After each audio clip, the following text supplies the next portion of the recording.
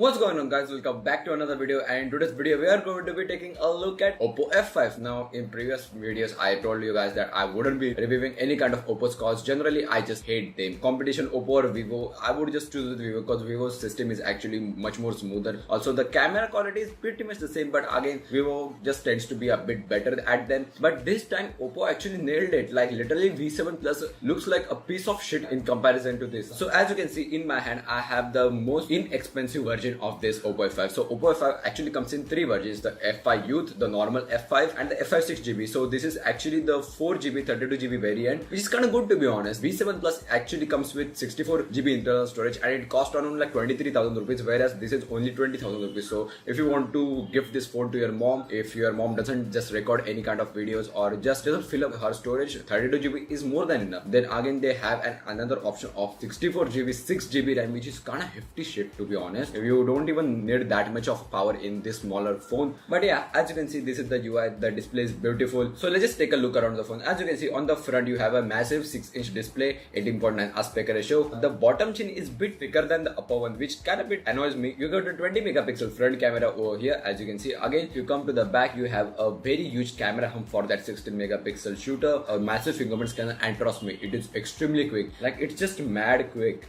I can just play with it. The software experience, again, they are all trying to rip off iPhone, but this time around Oppo has actually changed their icons, whereas Vivo is just stuck with Apple icons, which is just shameful to be honest. But then again, if you go to the settings, there is nothing much new over here. You have some gestures, split screen. This is a MediaTek processor, not a Snapdragon. So for example, you can just hold it around, then you can just tap an app and then you go multi-window. Again, it looks extremely beautiful on this massive display. So yeah, you have app management, you have Clone apps. Now Clone apps only works on 3 apps. It doesn't even work with Facebook, which comes standard with this phone. Then again, we have game acceleration. Now for example, I have some most popular games over here such as the Stack and Subway Surfer. If you go to the game acceleration app manager, there are no games over here. Like seriously, Subway Surfer is not a game for this phone. Runs on Android 7.1.1 no, but I seriously don't know what's with the manufacturers. Like even Samsung, they don't just provide 7.1.2. Then if you go to the display and brightness, you do get night shield, which works actually pretty good on this LCD panel. It just doesn't apply a orange layer over it. The display actually turns yellow. As you can see,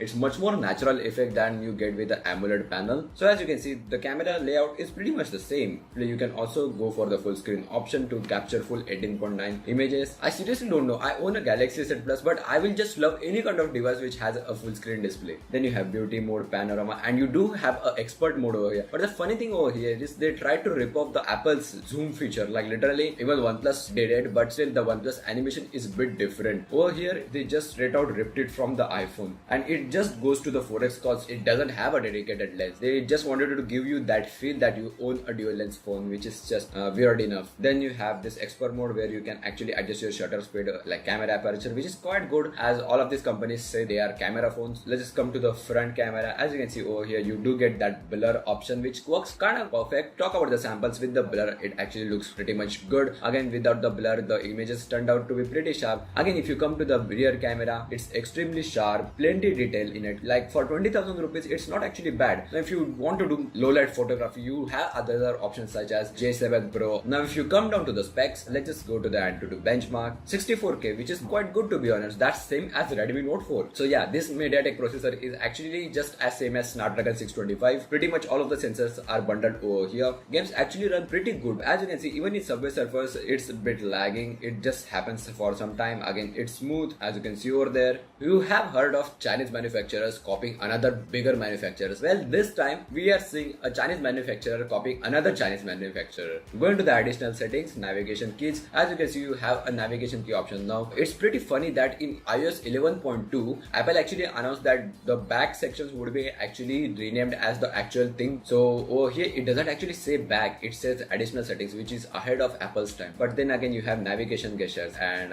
boy, navigation gestures are completely ripped off from Vivo V7 Plus. Yeah, for going home, you have to swipe up from the middle. Again, for back, you have to swipe up from the right. Again, for the control panel, you have to swipe up from the left. It's just totally same as V7 Plus. But the problem over here is Vivo's FunTouch OS actually has two recent task panel. One is into the control center and again have a dedicated one. So over here, in order to access the recent apps panel, they have actually ripped off iPhone X. Yep, you have to actually slide up and hold down for a second. It's extremely slow to be honest. iPhone X feels much more smoother than this. It takes 2 seconds in order to recognize that you are actually holding your finger there, but it's just weird how they ripped it off. And I guess that's pretty much it for the review. Now the major downside over here is just lags in any kind of game which is actually optimized for the Adreno GPUs. So you are actually getting the same performance as mid Xiaomi device, but you are not actually experiencing that if you understand anything about optimization. Let me just give you a quick demo of facial recognition. You can just enable and voila, it works. Even on low light condition it does work. As you can see, that was pretty quick. But then again, this facial recognition can be easily fooled. It's just same as the J7 Pro, but if you live alone and you don't have some intelligent idiots beside you, you can actually use this feature. If you talk about camera performance, it's quite good. You can actually record videos with it if you have a YouTube channel. Then again, if you talk about the overall build quality, it's quite good. And those who asked me that does it actually look as same as the OnePlus 5, as the leaks for this phone were actually as 5T, but no, they don't actually share the same footprint. As you can see, OnePlus 5 is actually a smaller device. From the back, OnePlus 5 is way smaller, and OnePlus 5T would be just shoving a 6-inch display in the same body. They are not actually copying Oppo F5, I guess. While they were making OnePlus 5, they actually copied the Oppo's flagship, which is the R11, I guess, and these two phones actually look pretty much the same, but I guess this is a newer design. Again, the touch panel is not the most responsive, but I actually have a tapered glass over here, so I'm not commenting about that. Well, you have the J7 Pro, but J7 Pro kind of feels now outdated. It's not even fast as this phone. The games pretty much lag on it. That phone is actually made for like a 720p performance rather than 1080p. It has a uni body. I seriously don't feel a major difference when compared to a normal bolt-on metal body when compared to a uni body. Again, at 20,000 rupees, I don't guess this is a bad choice. If you have the budget, please go for it. It's good for your parents who don't have to do any kind of heavier stuff. If you want to game, you have many choices such as Lenovo Zoom Z2 Pro. Then again, you have OnePlus 2. Just thanks to Tarang Mobile Collection for providing me this preview unit so I can actually bring this review to you guys. See you in the next one. Peace.